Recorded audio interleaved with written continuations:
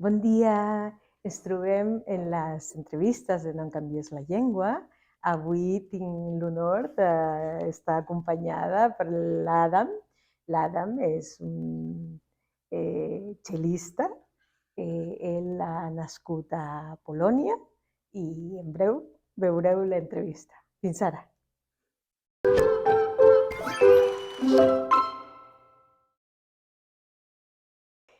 Adam, encantada de poder conversar amb tu. Moltes gràcies per venir. Volem conèixer-te una miqueta. Diria que gràcies a vosaltres per la feina que feu, que mai n'hi ha prou per treballar per la llengua, que és el que esteu fent. Conèixer, no ho sé, jo el que difícil de dir. El cel·lista, això és una professió. Jo diria que sí, una persona que es va dedicar a tocar el cel o viure de música, va. I que, a més, vas néixer a Polònia. A Polònia, sí. I a partir de quina edat és quan vens a viure aquí a Barcelona? Arribo a Barcelona als 30 anys, que encara me'n recordo quan els tenia. Òbviament, com tots, o quasi tots que venim de fora, no sabia ni que existís l'idioma ni sabia la diferència de cultura de tot el que és Catalunya. Però això, no sé, parlem després.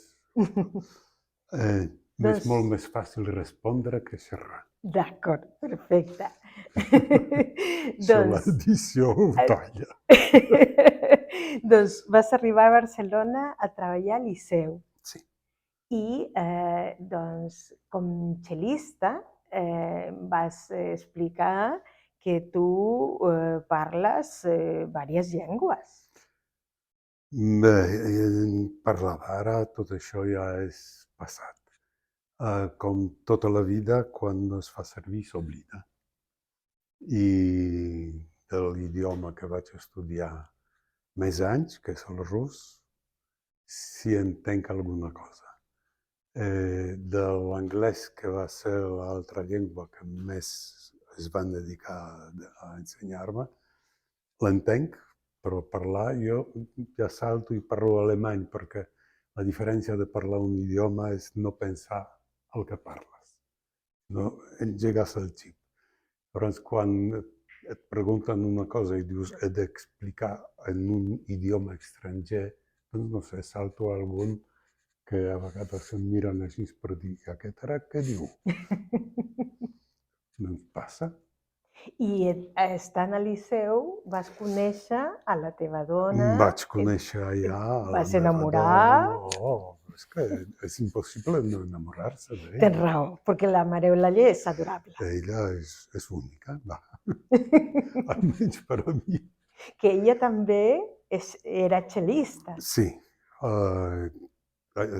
Tots dos érem cel·listes, ens vam passar molts anys de la vida, això, la vida laboral. Ara, la feina que tenim és la més bonica perquè és la dels avis. La dels avis. I tu també has fet, els teus fills també són cel·listes? Sí, un únic que és fill de la Maria Eulàlia, a mi, aviam, em refereixo a ell sempre com un fill, no sé com es podria dir d'altra manera. També es dedica a això, pobret. Quin remei. I les netes també? O la neta? Hi ha dues que també estan estudiant el violoncel. Suposo que és més per, com que els hi ajuda la Maria Eulàlia, és més per estar amb l'àvia, més tenir-la a prop, que no per estimar l'instrument. La música, si la gran sí que l'apassiona la música, la coneix una mica. La petita no, la petita és... Jo, ho fa el pare, ho fa l'àvia, doncs jo també. Ja. I també passa, o com ha passat con respecte a les llengües? Aviam,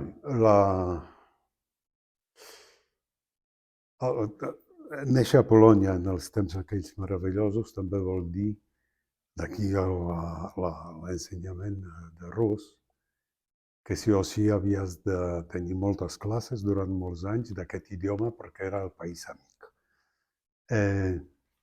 Conèixer els idiomes, doncs diria que és la necessitat de comunicació que tens quan arribes a un lloc. Jo vaig arribar a Barcelona de Canàries. Els que em van conèixer aquí llavors diuen que parlava un canari quasi perfecte. No ho sé, ja saps que això és tant el lèxic com l'accent, com menjar-se moltes consonants, que té molta gràcia. Fins que veus que aquí amb qui et vols comunicar és la gent que parla un idioma que no coneixes. No sé, poder que no sigui aplicable per tothom. A mi la lectura és el que, per això és tan meravellós trobar-se aquí, és el que ajuda a aprendre. Ja al començament segurament necessites un diccionari. Clar, això també va, per edat, o millor avui no em seria tan fàcil aprendre-ho. Però era jove encara i jo de dir no sé quan, a cap de poc, vaig començar a parlar el català molt imperfecte, però és d'alçar-se, és començar a fer. Passa una miqueta com amb el polonès, com que són conscients de que no és fàcil, t'ajuden, tenen la bondat de fer l'esforç d'entendre't. Això diria que és bastant important. I l'aprenentatge del català per tu va resultar fàcil o ho vas recordar com algo difícil? No, no em va costar massa, no. El que importa és la famosa immersió lingüística. Buscar les companyies on l'hagis d'escoltar. Buscar on el puguis parlar sense que et rectifiquin a cada moment, perquè això és el que talla ales. De dir, ai, això jo no sé dir-ho bé, doncs no ho dic. Per la immensa majoria de la gent, el coneixement d'un dels idiomes amb els que ens podem comunicar avui a Barcelona, doncs és suficient com per dir el català no interessa. De les coses molt greus, almenys per mi, en tots els anys que porto vivint aquí, que ja són uns quants, mai he necessitat el català. Sí, cap tràmit, res, mai, és allò de que o ho fas en català o no ho pots fer. És un dels problemes, necessitat de l'idioma, de dir o el parles o et quedes penjat. Doncs en castellà ho fem tot. Però, tot i que a nivell de les institucions és imprescindible de moment el castellà, tu has pogut viure plenament en català? O sigui, em refereixo a la teva família, als teus amics propers... Sí, no, això... cosetes que passen a la vida que són, diguem-ne, curioses. Quan vaig arribar aquí, vaig viure uns quants anys, 6, davant del parc de la Ciutadella, on em vaig fer amistat amb un quiosquer, un immigrant ell ja va néixer aquí, però de pares andalusos. No parlava català i en aquell moment tampoc. Mantenim el contacte, que és el que ha canviat, de que jo el parlo en català i ell segueix en castellà. Per què? Perquè el van rectificar al començament, és allò de dir, és que jo no m'atreveixo perquè no ho faig bé. I per això insisteixo, és igual, i ja aprendran. Exacte, a més ens passa a tots que estem amb totes les llengües que comencem a aprendre, no? És normal que inicialment no ho fem bé. Aviam, és de les coses que encara se m'enfaden quan dic als nets, és que jo vaig néixer tonto, no sabia ni parlar. Clar, és com qualsevol cosa, no? Has d'aprendre. I aprendre un idioma, per això es diu matern, no patern, perquè és una de les coses que t'ensenya la mare. Després ja fas amb interès o necessitat. Insisteixo en la necessitat, perquè si realment és imprescindible, l'aprens. Si no, és una opció. Una opció, jo crec, molt interessant i important per conèixer a més gent. Aviam, això no sé, tantes trucades que reps i et parlen en castellà, jo no canvio la llengua. Normalment em pengen. Si tenen molt d'interès, hi ha aquell diàleg dificultós, però vaja, ens entenem. Perquè no sempre és per vendre una cosa, sinó per preguntar coses. No sé, jo ja tristament he oblidat el castellà. En llegeixo, considero que realment és molt important conèixer-ho, és molt important llegir tot el que s'ha escrit, algunes obres meravelloses, però això no treu l'altre, que si estem aquí hem de parlar en català. Exactament. I quines de les obres que has llegit t'ha arribat més, t'ha agradat més, o la teva favorita, diguem? Ui, molt difícil. Soc dels que tenen uns quants llibres a la tauleta de llit. Sempre hi ha coses a fer. Per desgràcia, ja per la lectura no hi ha massa temps. Ens passa, crec, a molts. I ara, per exemple, estava llegint un llibre meravellós, que és La vida i destí, però clar, és Grossman, és una cosa traduïda, un llibre genial, realment molt importants òbviament la nostra companya Clara Ponsati, que és allò de dir, doncs mira, saps què? Vas saltejant, ara una mica d'aquí, una mica d'allà. De la literatura catalana jo diria que la primera, i va ser un descobriment, que va ser la plaça del Diamant.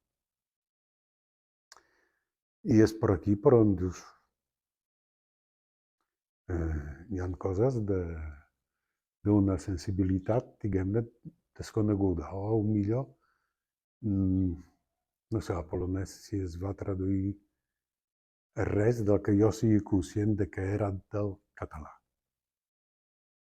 Quan vivia allà, perquè després sí que hi ha la gent que té la delicadesa de regalar-me llibres traduïts al polonès del català.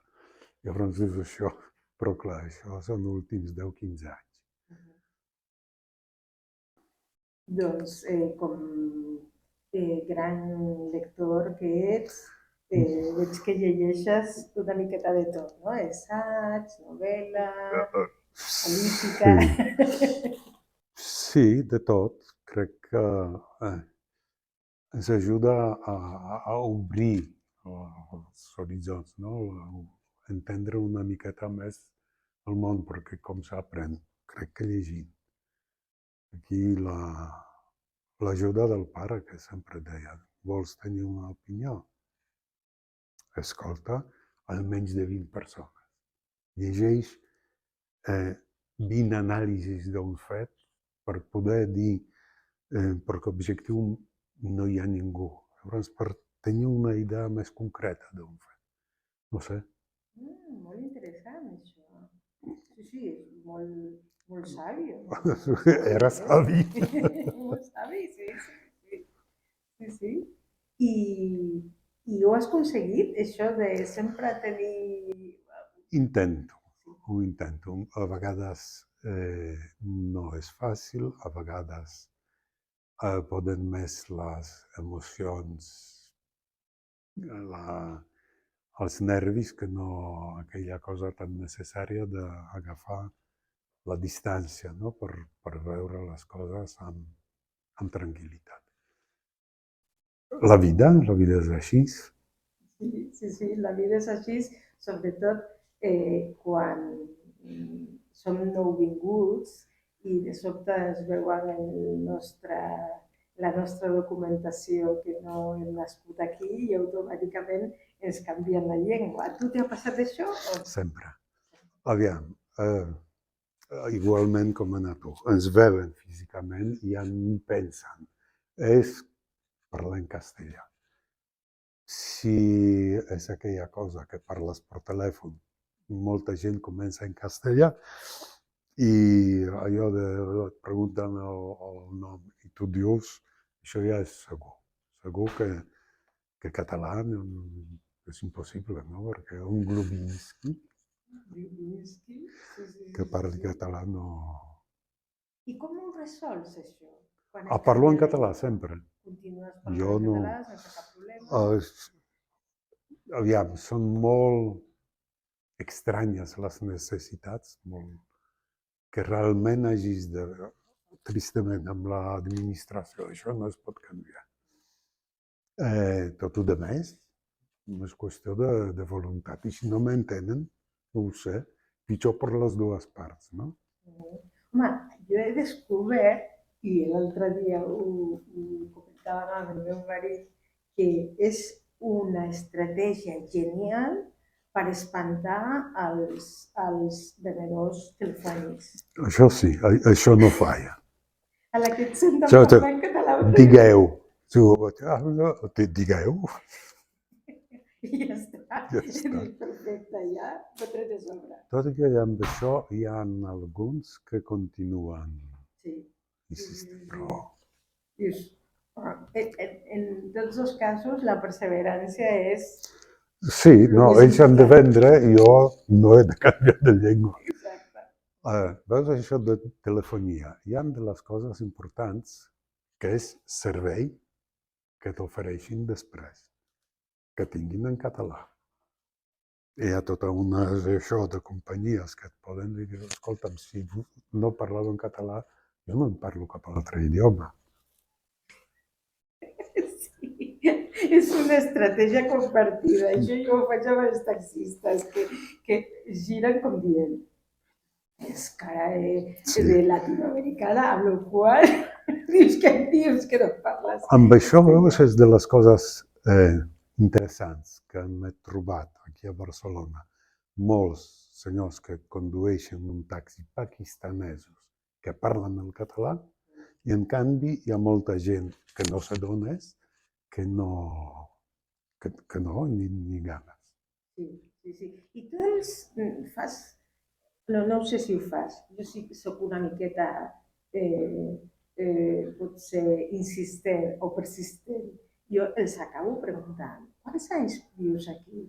I quan em diuen que a partir dels 5 anys, ja dic, no pot ser que no parlis català. Veus que aquí jo crec que és de les coses que hauríem de canviar. Aviam, no han tingut necessitat d'aprendre.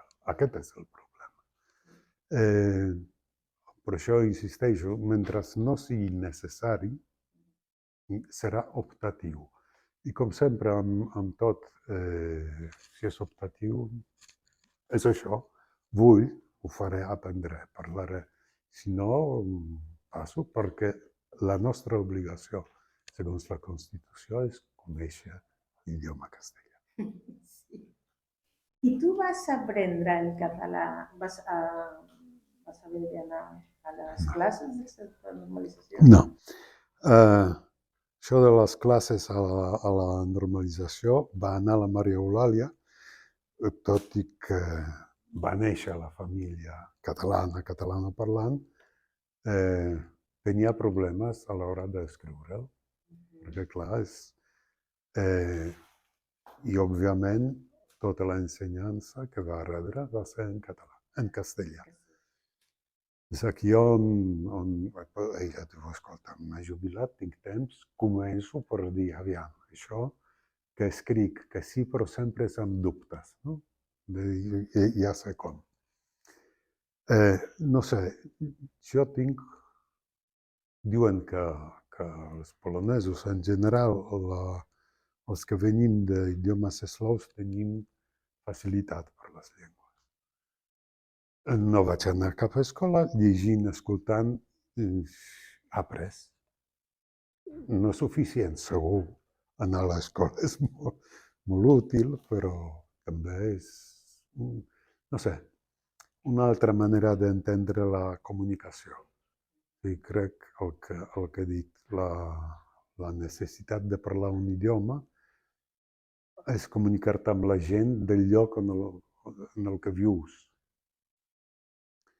La primera feina que vaig trobar durant molt curt temps va ser a Viena. Els senyors amb qui treballava era gent gran, o sigui, ara ho miro i era gent més jove que jo, no? Però llavors era la gent gran i no parlaven anglès. Llavors t'havies d'espavilar per comunicar-te amb ells. Això em va ajudar a aprendre una miqueta d'alemany. No sé, és allò, no? Que després dius, no és només la feina, no és la relació amb la gent, que és molt més fàcil que et relacionin amb tu parlant el seu idioma. Jo no sé, és entendre-ho poder de manera equivocada, però m'imagino que si va algú a Polònia, posem pel cas, parlo polonès, i em parlen anglès, per molt que jo parli anglès, no sé. Ara, fa l'esforç per parlar el polonès, no sé, és també una mica de respecte, no ho sé. O millor faig un embolic molt gran per dir per què ho vull parlar, no? Però I t'agradaria donar-los algun missatge a les persones que ens estan veient, aquells que ens canvien la llengua? és molt senzill, és voler aprendre'l, no tenir por de parlar-lo malament, perquè és, com he dit abans, el que dic als meus nets, jo vaig néixer tonto, no parlava. Començar a parlar un idioma és començar a parlar de zero. T'equivoques, no passa res. La propera vegada ho faràs millor, és que no hi ha altra. Interès, jo diria que sempre és pensar, és com a la motxilla que portes, no? Hi ha una coseta més que has après, que val la pena. Doncs moltíssimes gràcies, Adam. A Ha vosaltres. estat un plaer i moltes gràcies a tots vosaltres. Gràcies, a reveure. Gràcies.